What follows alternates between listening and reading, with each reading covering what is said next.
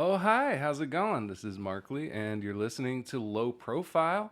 Today, August 4th, 2023, sees the wide release of the film Dreamin Wild. It's about the true story of Donnie and Joe Emerson and their delayed success they had with their very first album from 1979. And if that sounds familiar, I had them on the show 3 years ago with their parents to help tell the story. Today, I'm going to be sharing that episode with you again. And I'm going to go check out that movie today, too. Maybe I'll see you there. Here we go. KAOS 89.3 Olympia. Hi there, this is Markley Morrison, and it's great to be back with a new season of Low Profile.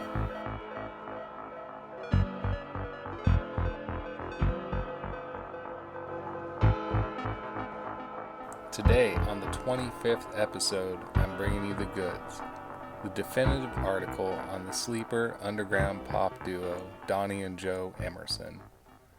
The two oldest siblings of their family, Donnie and Joe, made the leap from agriculture to popular culture with their 1979 album Dreamin Wild. The strange thing is that it took over 3 decades for their music to catch on. Talk about being ahead of their time.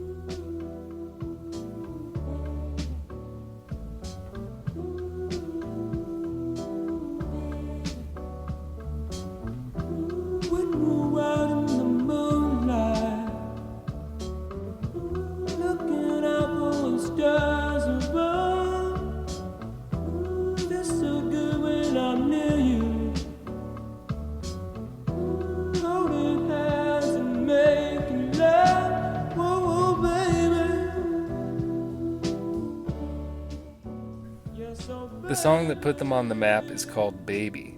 In recent years, it's been featured in several movies and the HBO show Big Little Lies, not to mention several cover versions by new artists like Ariel Pink with Dame Funk and the R&B duo Kristen and Shauna Gray. I had the privilege of speaking with not only Donnie and Joe, but also their parents, who risk everything to help their kids live their dream. From custom jumpsuits to building a studio and producing a record on their farm in Fruitland, Washington. But before we hear this family interview, Donnie wanted to share a brand new rendition of Baby that he stumbled upon, sung by Kirsty Fox, with accompaniment by Stephen Dale.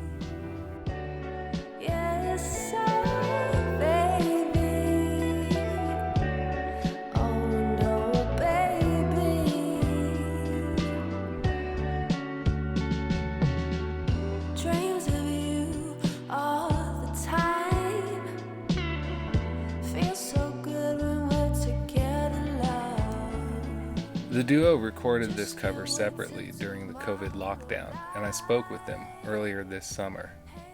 My name's Stefan, and I was producing this cover of Donnie and Joe's song with Kirsty here. Introduce yourself. My name's Kirsty. I am from South Wales, the same place as Steph, and I'm a vocalist.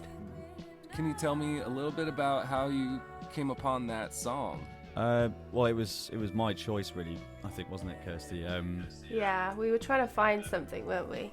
Yeah, we were searching around. I think we had a couple of ideas, but I don't know. It just seemed like one of those songs that's, like I was saying to Kirsty, it's one of the songs that's hard to do wrong because it's simple, and there's not actually that many covers of it as well. I think one other one I can note is Ariel Pink's cover, but online you had a look on YouTube, didn't you, Kirsty? Yeah, there wasn't many at all. No. So yeah, we thought it was a good one to have a go at. Yeah, ripe for reinterpretation, and I think y'all did a lovely job. Well, if I'm assuming they're going to be listening back to this podcast at some point as well when it's out. So yeah, I'd like to say thank you for not suing us. Yeah. And thank you for writing it in the first place, because it is a great tune. Yeah, it's one of my my good. favourites. Beautiful piece of music. It's so nice to sing. Yeah, exactly. Yeah, I think you did it pretty good justice there, Kirsty. Thanks, Steph. No worries. That was the Welsh duo Kirsty and Steph on their new cover of Baby, a song originally written by this episode's guests, Donnie and Joe Emerson. Okay, the intro's over. Come on and hang out with Donnie and Joe, their mom and dad, and yours truly.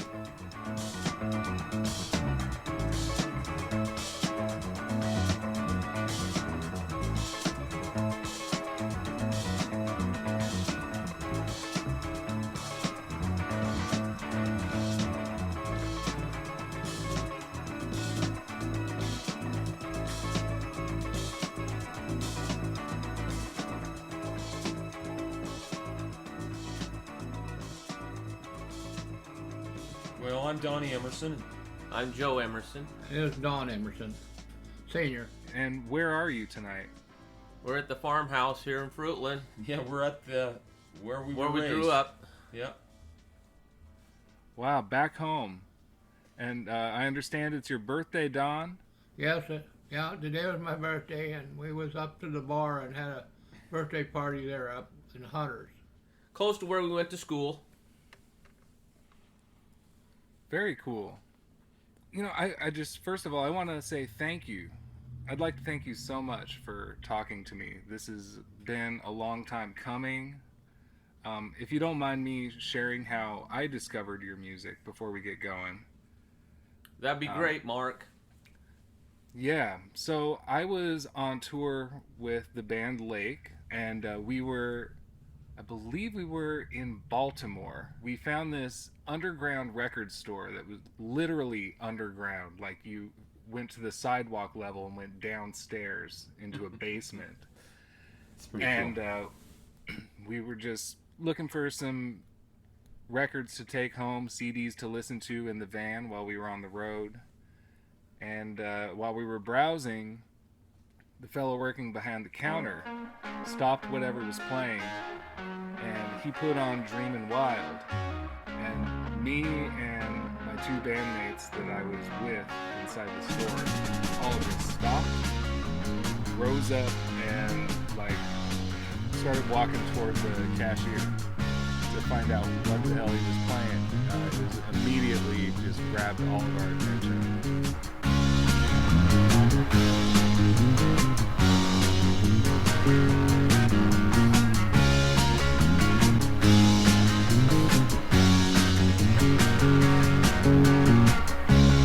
Did you have a good time while it lasted? Did it make you feel like you were on top of the world? Did you feel good if you ever there now? Did it make you feel like a fool? Did you have a good time? Did you have a good time now? Did you have a good time? Did you have a good time now? Did you have a good time? I want to say this was probably around 2008, Wow. maybe 2009. Was that early? So, yeah. And I was like, yeah, there's this thing I found at the thrift store, and it's just an instant classic that we never knew about. And he sold us a CDR copy of it for $6, I think. And Wow. we played the hell out of it while we were on the road. It became sort of our soundtrack for a while. And yeah, we're kind of doing our research on you guys even as far back as 2008 or 9, and found out that y'all were from Washington, where we live too. Uh-huh. I'm in Olympia, of course, and so Don Senior, you still live in Spokane, or I'm sorry, Fruitland. We live here in Fruitland. I mean, not in Fruitland, but we're 5 miles south of Fruitland. We're on Highway 25 here. All right. And Donnie, you're in Spokane? Yeah, I live in Spokane, and I just came out for Dad's birthday, and actually it's a pretty cool thing, and the whole family's out here. But I just got to tell you something. The story that you told me about kind of hearing about our music and stuff, I actually talked to Bill Polad about that incident. Did they ever talk to you at all or anything? Because I told him about the story that you told me. Oh, can I interrupt you for just a second? Sure. Just for the sake of the listener, Bill Polad is directing a feature film about Donnie and Joe. Yes, he's actually writing and directing the film. Yeah, and I was telling him about the story, Mark. Okay, and his eyes lit up when I was telling him about this. He was telling me on the other end, because I told him over the phone, and he said, "You Donnie, I'm just lightening up over on the other end." And I think what he was thinking was an image in his head. You got to remember, you know what I mean? So I don't know what he's actually was thinking at the moment, but as a creator, you never know. You know what I mean? It's like, whoa, whatever. Yeah, and we talked, I want to say, maybe like 8 months ago? I think it was last fall. Mm-hmm. Something like that. Do you know what the deal is with the movie at this point? Well, Joe, you want to say something? Might be better coming I from think you. River Road Entertainment's taken over the production part of the film right now, as far as what we've heard. And I think the script is 90% finished, and we'll probably be our family will probably be listening and hearing the script here sometime soon this summer. That's really exciting. You think you guys are going to try to make a cameo? Oh, I don't know. Well, we don't know what the script is yet. We're kind of in the dark a bit. It's a bit mysterious in a way, because the story's about us, and now we're kind of wondering, how's this thing going. I mean, it is kind of a Dreamin Wild thing, isn't it? Yeah, it is. It is kind of crazy. Yeah, there's not a whole lot of stories or information about you that's readily available to the public, so that's part of the reason I'm excited to speak with you guys. Mm-hmm. Like, when I hear stuff that sounds different every time I hear it, I want to know more about the lives behind it. And so, from what I understand, you guys just grew up in Fruitland, Washington, or I guess just outside of it. And Don Sr., you were a farmer and a logger. Yeah. And y'all had some 1,600 acre farm. Is that right? Well, I had 1,760 acres. Wow. Even bigger than I thought. Yeah. And y'all worked the farm. Were there other people working the farm, or was it just the family? You had some hired people helped. A little bit. Yeah, Dad would hire some during the summer. That was when we were quite younger, Yeah, though. we were younger at that time. That was when we were toddlers, but then, of course, when we got into our early teen years, then we began taking on the farm chores more so. Yeah. I was wondering if you could tell me about your siblings, because you said that there's a younger brother as well. Who are your siblings, and what's the birth order, if I can get really meticulous? Well, I'm the oldest. Yeah, and then And then Don's second in line. Then we have a sister, Maria. Then David, and then Catherine Rose. So there's 5 of us, 5 siblings in the family. And we're all pretty much maybe a couple years apart. Rosie's the youngest. She came quite a bit later. She's about 9 years younger than I. And I'm 61 years of age now, so. Wow, so that puts you at about 19 or 20 when Dreamin Wild came out. Yeah. I was about 18. Donnie was about 16. Hey, I just got to say something. Mama's here with us as well, Mark. Our mother's with us. Wow. She's right beside us. Can she say hello as well? Oh, please. Yeah, just kind of. Yeah, introduce yourself. Yeah, because no one really hears from our mother that much, and I just think it'd be awesome if she could just say hi to Mark, your mom. Hi, Mark. How are you? Hi. Good. And I didn't catch your name. Oh, my name's Salina.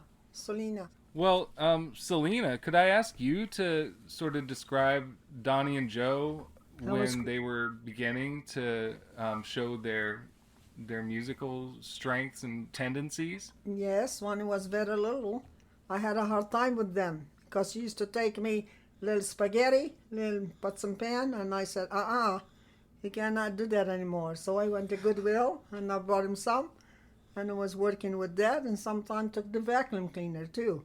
And I said, that's not very well, not good, because it's dusty. I tried to play kinds of music with that, making noise. But I always let him do it because I felt it's better see him in living room with all that noise, doing a lot of noise, from see him outside run around, didn't know where it goes, because kids, you cannot keep him still out. When you outside, it's outside, you know. We put a lot of dents in those pots and pans, didn't I, Mom? Yes, you did. So we've done a lot of things with this. We've been a lot of places too, together. So a lot of things. We're gonna have Mom. We're gonna have our mother sit down here just a little bit here, Mark. Great. Yeah, this is really exciting. We really work hard on this since we got started in the beginning. We always do what the kids really want to do it. We was going to do the right thing. We went along with it. My husband and I, and everybody had to make sacrifice in our family. We could not do it without God's help. Mm-hmm. We always strong in our faith, and that's number one in our lives, because that's as important as you cannot.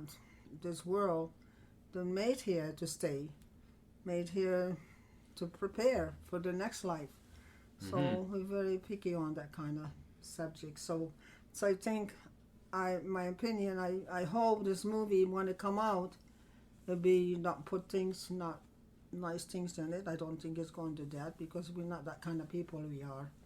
And I hope it be successful and good movie, because I've been looking forward to it.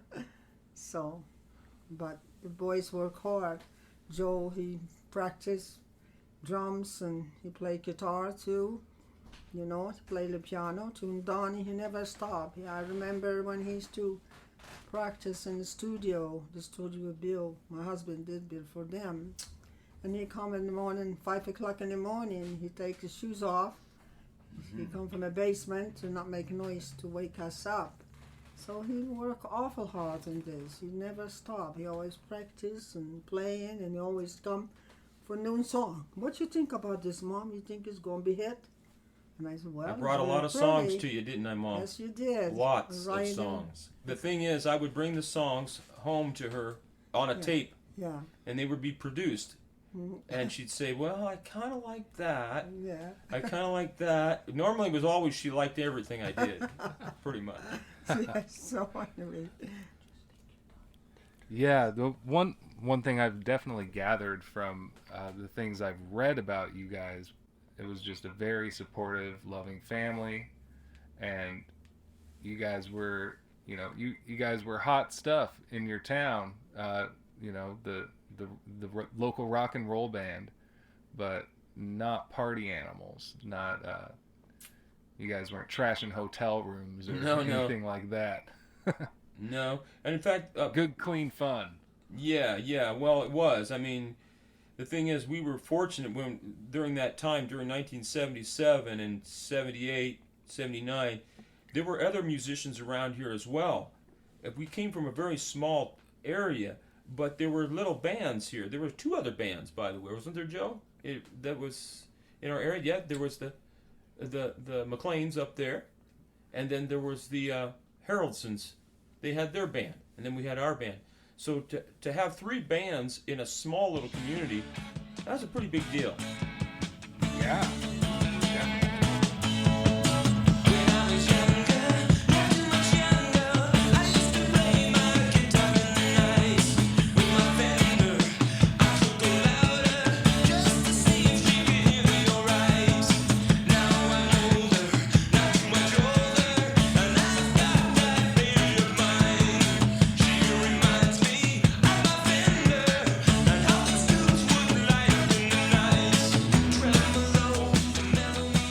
Donnie and Joe, back to how did you get into pop music?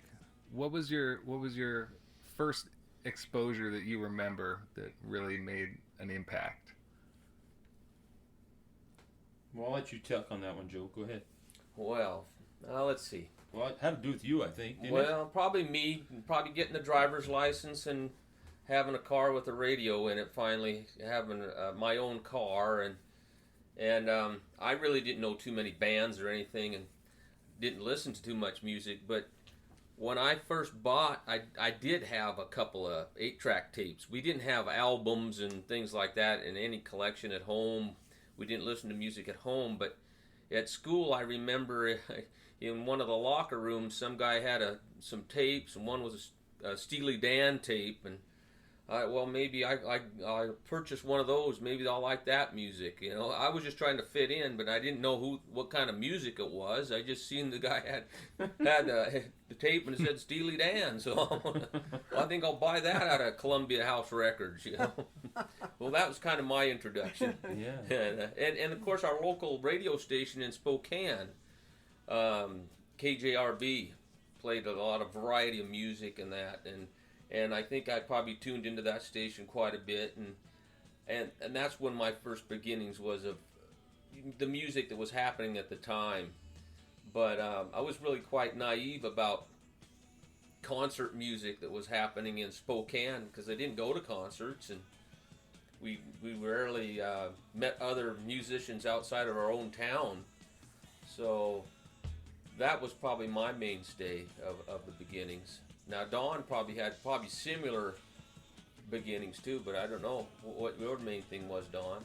Well, it's so weird because Joe would, we would go down and have to change irrigation pipes, and we'd all ride in Joe's car. He had a station wagon. He'd have an 8-track tape of, I don't know, it seemed like he had a tape of different people on it. At that time, I didn't have an 8-track tape player not in that Chevy station wagon. That was just not radio? Not then, but it was just a radio. I really wasn't listening to that much stuff except for the stuff that, they would have on their radio in their car or whatever.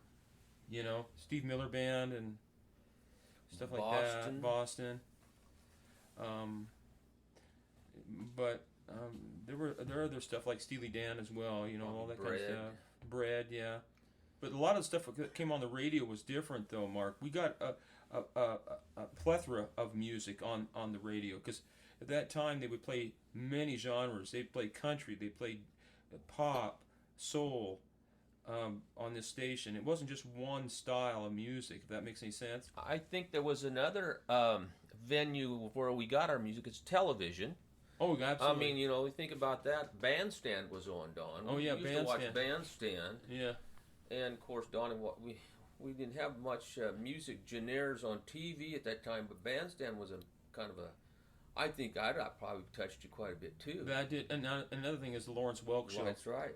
I was a big Lawrence Welk fan. Oh yeah. Some kids might not have got into that, but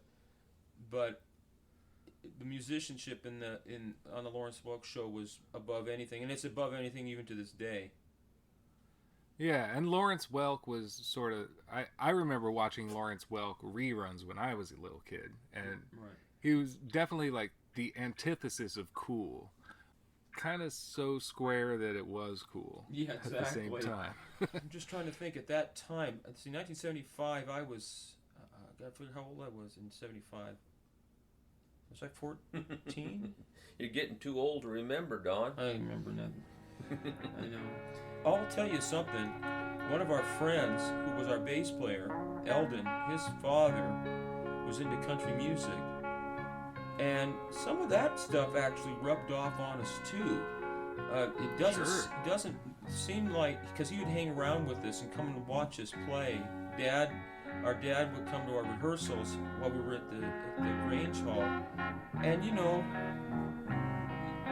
if you listen to 45, it's got country influences in it, you know what I mean?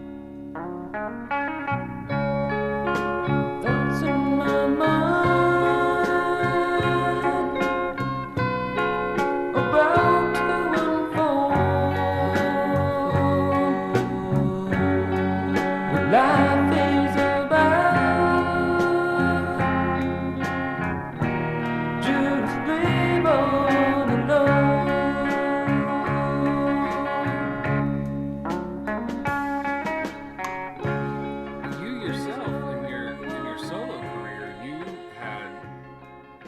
country hits in Europe, correct?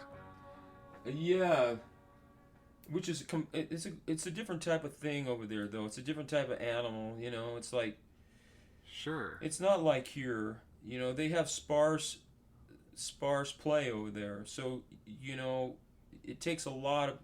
Here it's so saturated, Mark. You know, with radio stations playing one style of music. Over there, they were playing many styles of music on the same station. So that was like it's all integrated. It's all integrated. I listened to a couple of your '90s country records, "Whatever It Takes" and "Through Life," and it kind of reminded me of like later period Roy Orbison. They're both crooners. Whoa, take my heart. Forever we'll be never apart. So close we are. I can feel though we're miles apart.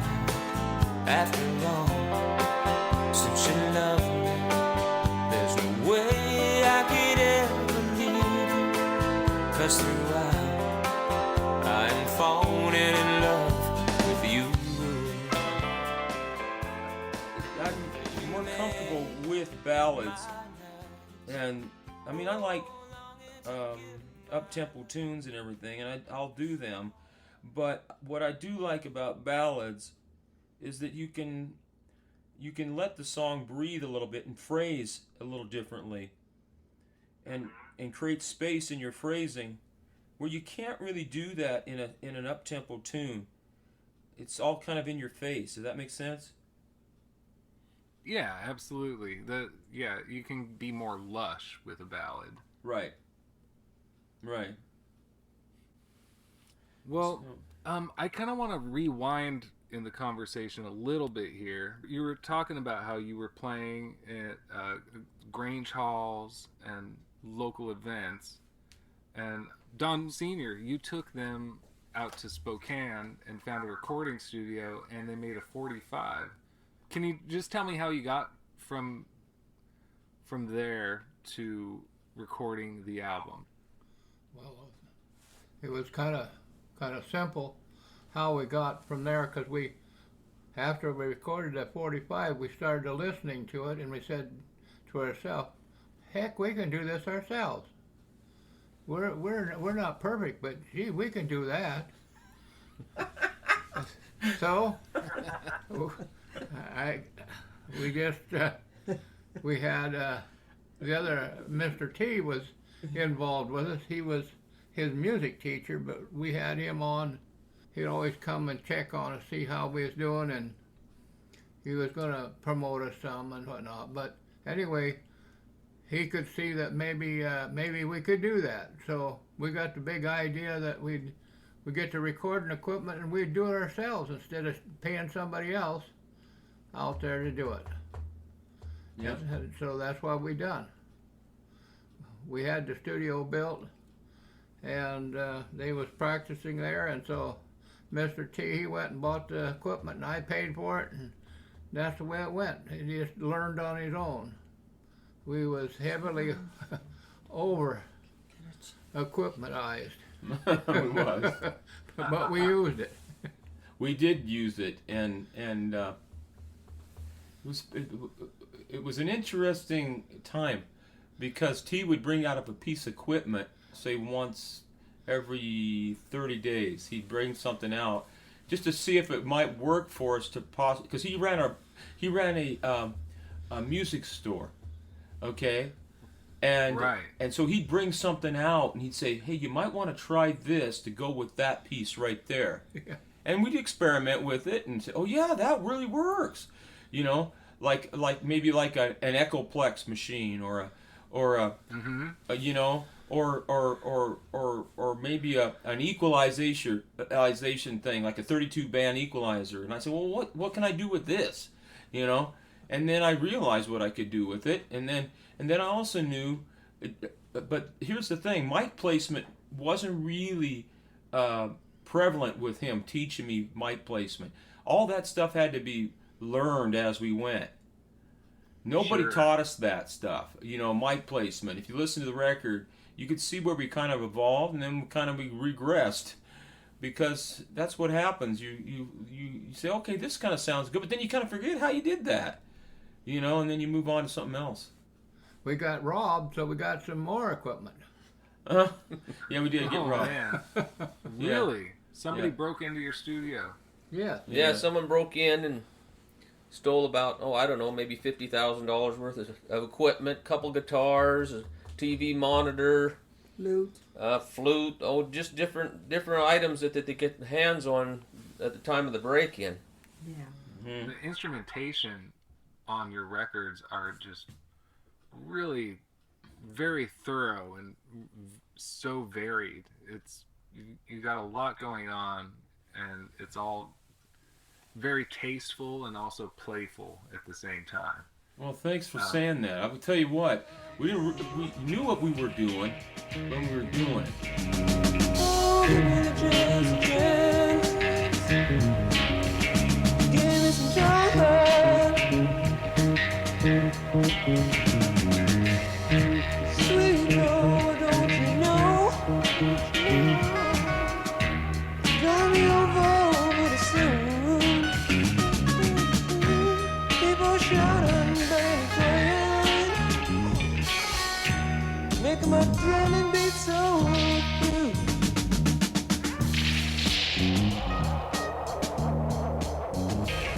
A lot of these inspirations don't come from you, Mark. They come from God. They don't come from you. You can work all you want, okay?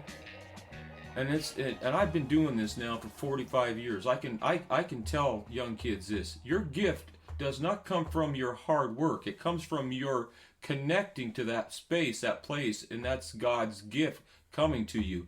A lot of times they don't know how to connect, you know, and because you can work and work and work and work and work and never come up with lines. I think it's like a plant that's growing as from a seed. You know, you can't. It's not mechanical. It's got to take some nature. It's got to take something that's just true to itself. Mm-hmm. I mean, it's naturally going to happen. Yeah, and that's funny because I go play with guys I'm playing with right now, Mark, and I don't even have the creativeness that I had with Joe and Eldon with them. It's so weird, Mark. It's almost like things are thought out too much. Oh, I got to think it like this. No. The bass player should, you know what I mean? Sometimes you just got to let yourself go. And it's hard to do that because we're in a day and age where we want to piece things together. We piece it together on these digital workstations. Well, we got to piece this together, piece that together. Well, what happens is you're not really in tune with your bandmates. You're basically just relying on the piecing and cutting and pasting of a mathematical equation. Instead of just let it breathe. I don't care if you're out of tune at the beginning. If it flows and it's right, it's right. It's just the way I look at it anymore. Yeah, that's it. Yeah, I think I agree with you that it's something that it's more of an experience. It's more of something that happens to you than something you force to happen. Exactly. And yeah, do you want to say something, Joe? No, I think that's correct. What you guys are both saying there, and true in a sense. It's just it comes out of you. I mean, of course, we were young. I think that had a lot to do. We weren't cluttered. Our minds weren't cluttered with a lot of things around us that was happening. Sure, out in the outside world, from our own world. Yeah. But we had this vision and then enlightenment of like, I'm going to do this. I'm so excited. And of course, I had a part in that.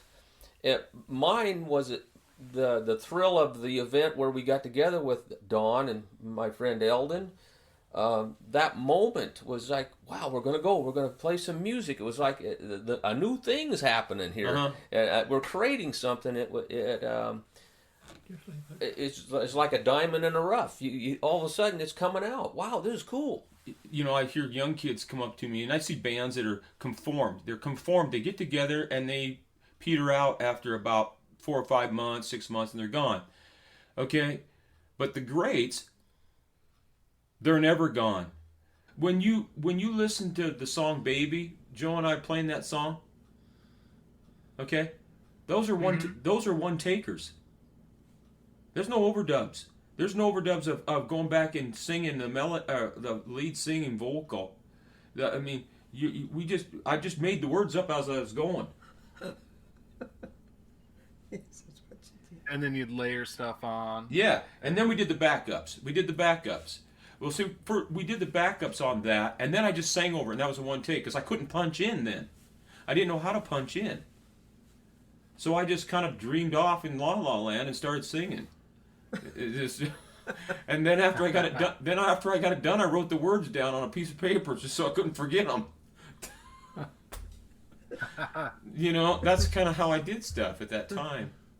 But coming up with Dreamin Wild, yeah, that's beautiful.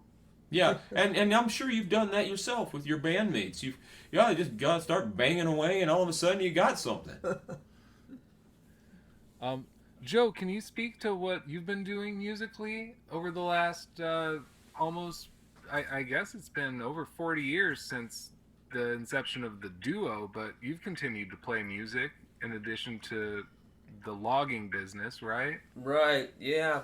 Well, I did miss it not playing with Don when he ventured off and went pretty much on his own at first, and then of course then he married and his wife worked together with him, and then he had band members later on. But I did miss Don, not being with Don and our earlier band members. But then I still wanted to do something with music, and eventually I started playing guitar a little bit.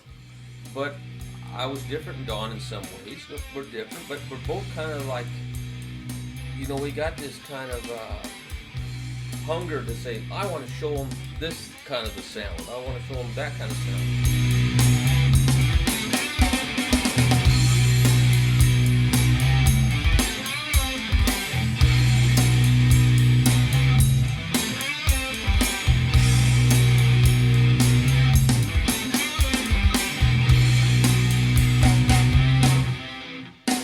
So lately I've just been by myself here, still, you know, not as much as I'd like to, but, you know, once a week I'll pick the guitar up and go upstairs and play my guitar and play some drums.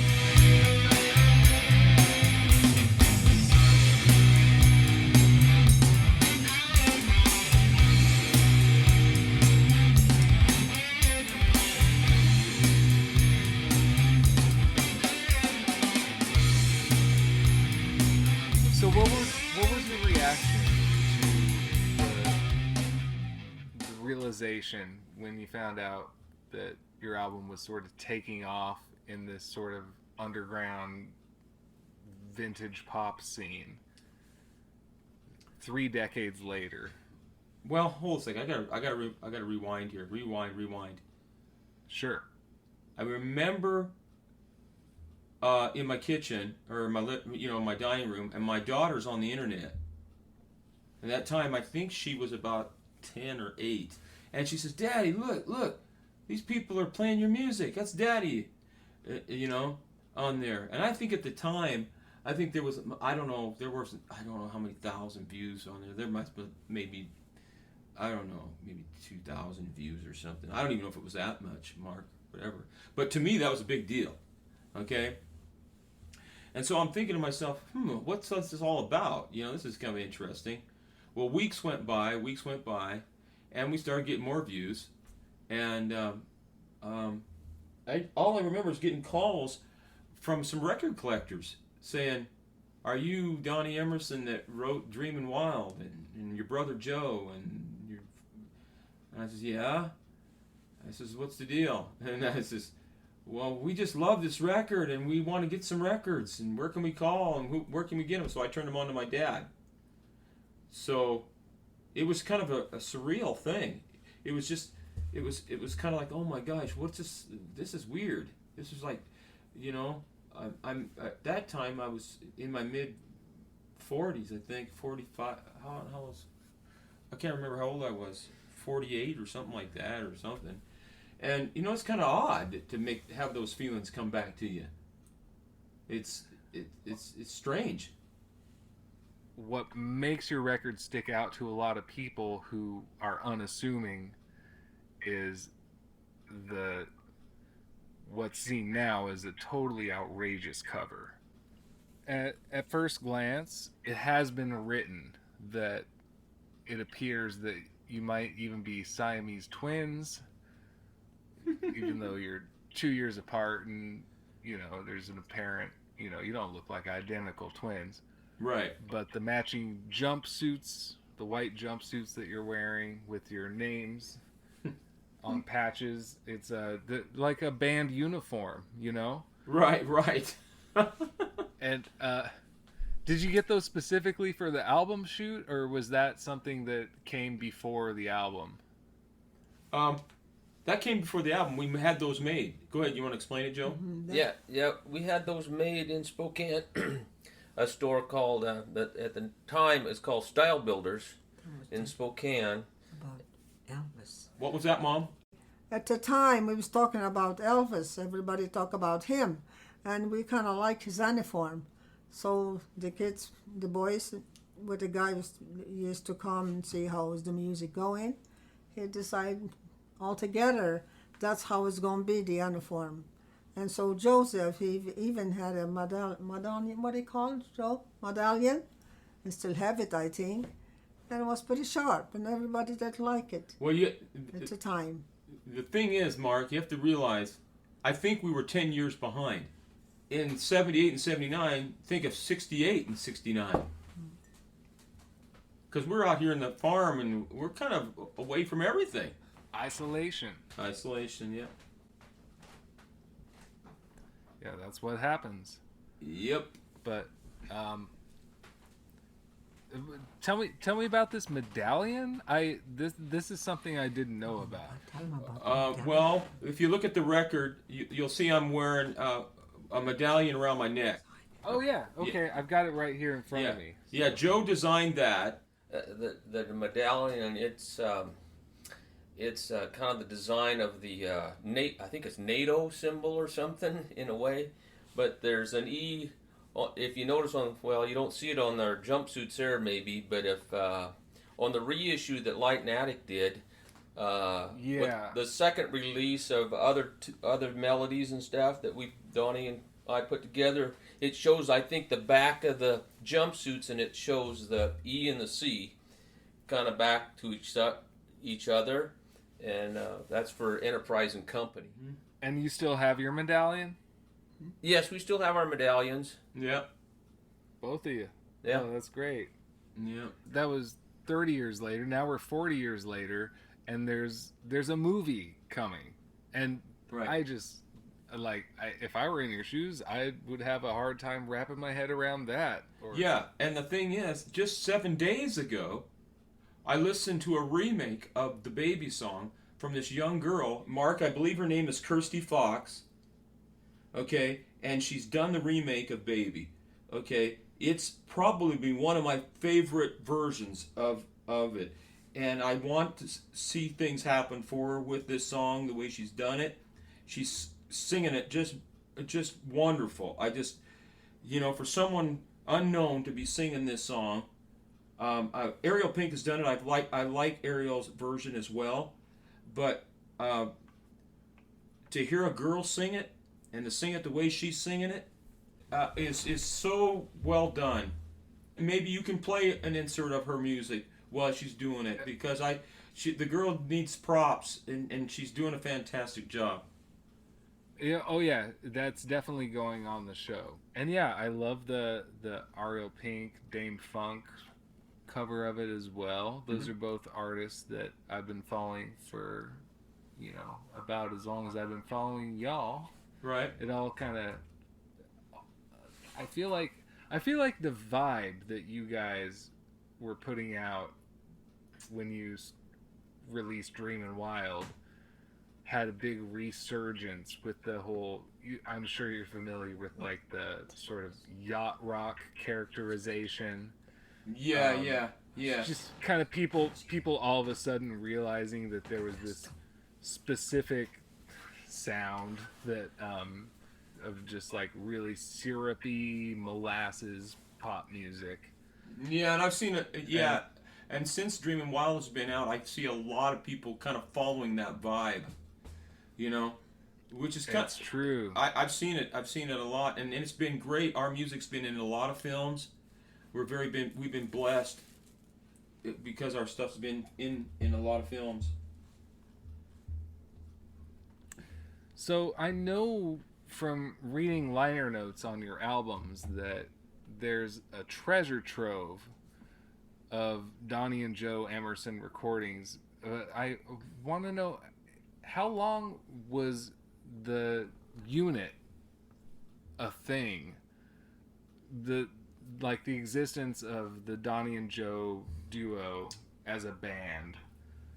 I mean, it really began probably in '79 when we did the picture taking at the studio in Spokane, and then it was probably 3 years is all. I mean, that's kind of short, because shortly after that, we decided that Don, kind of in a group agreement, we decided together that Donnie should continue with his songwriting and singing, but maybe we should go another avenue. So we decided to put some monies in and go hire musicians, studio musicians, and do a solo album. Don did.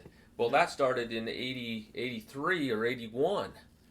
So we only had a period of maybe 3 years or so when the Dreamin Wild was came together, that actually we could say that was Donnie and Joe. My favorite track from Still Dreamin Wild is Ride the Tide. Okay. I love it. When I first heard it, I think I listened to it about 15 times in a row.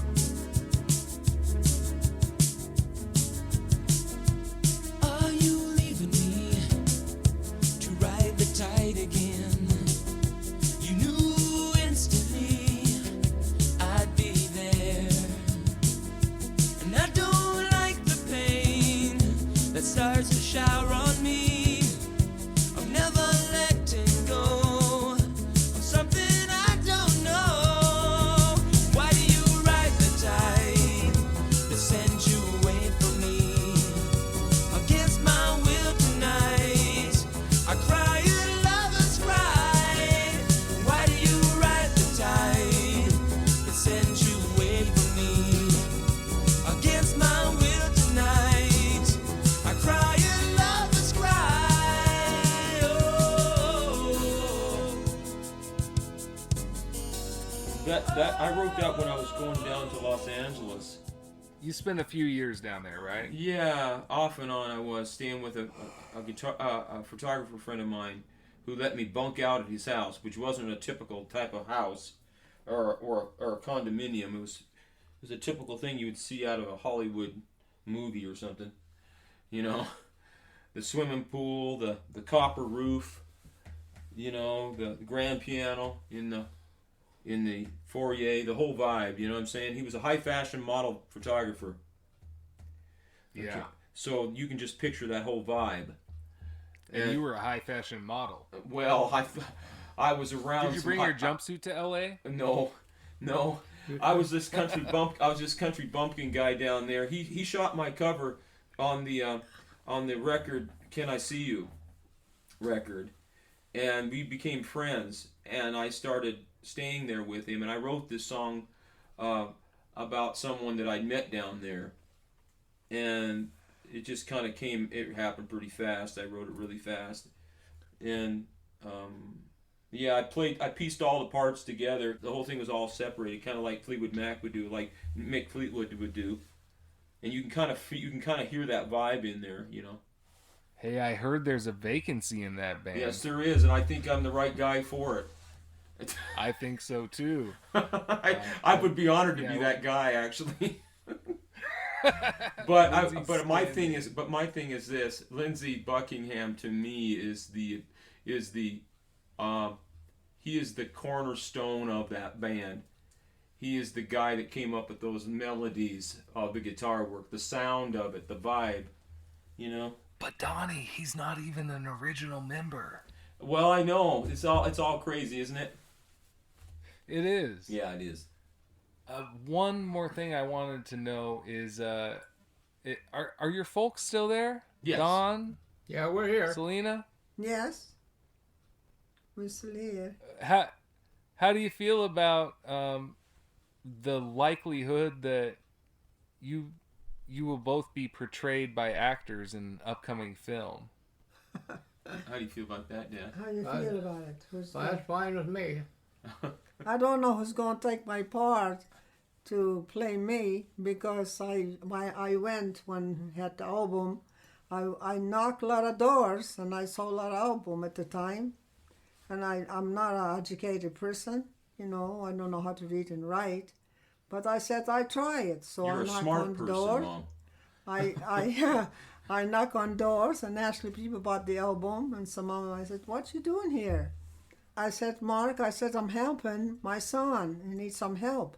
So he don't understood me the first time. He says, "What's the matter with your son? He need help? He's sick or something?" Says, "No." I said, "He's ready to go to California. He needs some help. We need to really keep going here, because we went through so much in this business, but we never stop, keep going. We had ups and downs and things like that. But you know something? I chased by ducks, scared me to death, because those ducks, when they have the babies, you better don't go knock on doors. And nobody was helping me. So when that big mama duck, she chased me, then, and I was scared. So I wonder sometime, I think, who's going to play my part? Because that part of the story, I chased by dogs, I chased by dogs, and you know, it's not what's easy, because sometimes you go knock on doors, you don't know who's going to open the door. Well, Too many stories. Who do you yeah, want, Dad? my part would be a tough one, because you have to have one that, I don't know, is very stubborn and believes in what the project the kids are doing. And I know the people around the community must have thought I was crazy, you know, what I was doing. They had to have thought that. It's the only thing that had come in my head. I'm going to interject just on Dad. I don't know how he's going to handle it, who's playing him, but he's going to have to be a very soft-spoken guy.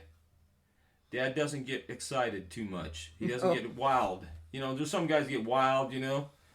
Dad, Sure. He doesn't get that way. He's very, very, he's very reserved. From the photos I've seen in that era, say the late 70s, early 80s, I would say Eric Warhame and Rashida Jones probably pull off the part. Well, I don't know anything about actors.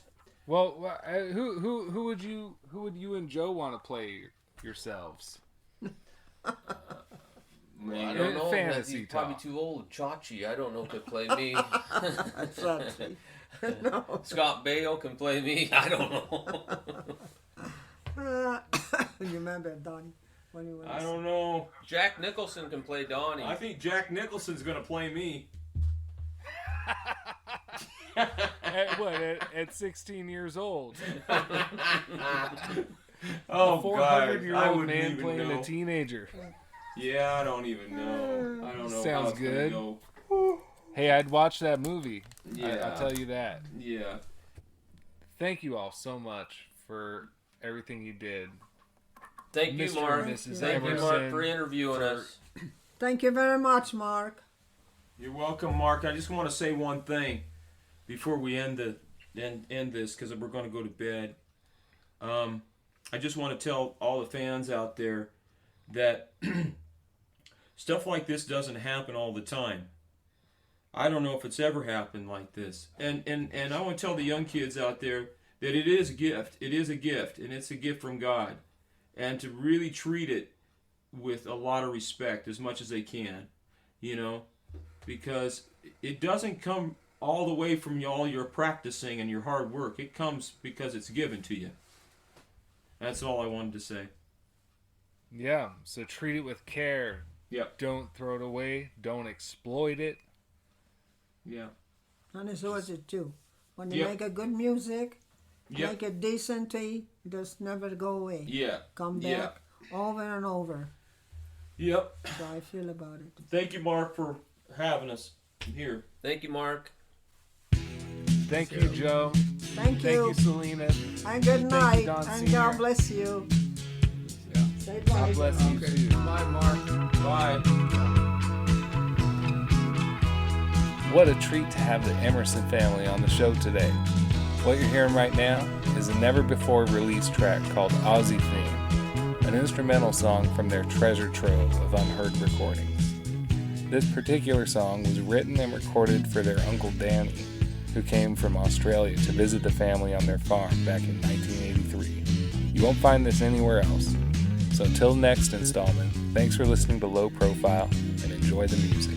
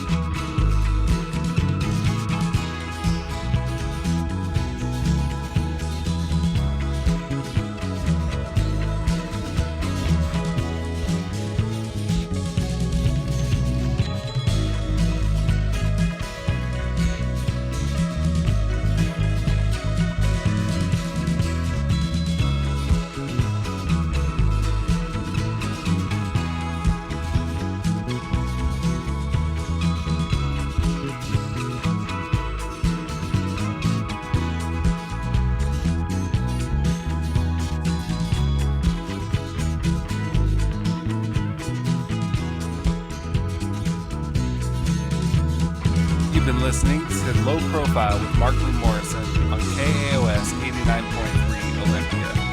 If you enjoyed this episode and want to hear more like it, you can visit lowprofilepodcast.com to find the full archive of the show. There you can also find additional information and links to the artists that we feature on this program. This is producer Markley Morrison thanking you for listening to Community Radio right here on Chaos. Hey, this is Markley. You've been listening to Low Profile. You just heard my interview with Donnie and Joe Emerson. The movie about their lives, Dreamin Wild, is out today. It's playing in Lacey, actually. I'm going to go see it there this weekend, so maybe I'll run into you. Also this weekend, Sunday, 3 o'clock, it's Schurler Sundays. We've got Morgan and the Organ Donors, Exono, and Chance of Ghosts, all performing and giving interviews for a future episode of Low Profile. It's going to be taped in front of an audience. Love to see you in that audience. It's behind the Carnegie Library in downtown Ole.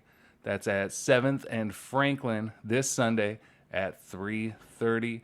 If you'd like to catch up on previous episodes of Low Profile, go ahead and find lowprofilepodcast.com. We got the whole archive there. Up next, it's Jack Habegger's Celebrity Telethon here on KAOS 89.3 Olympia Radio for you.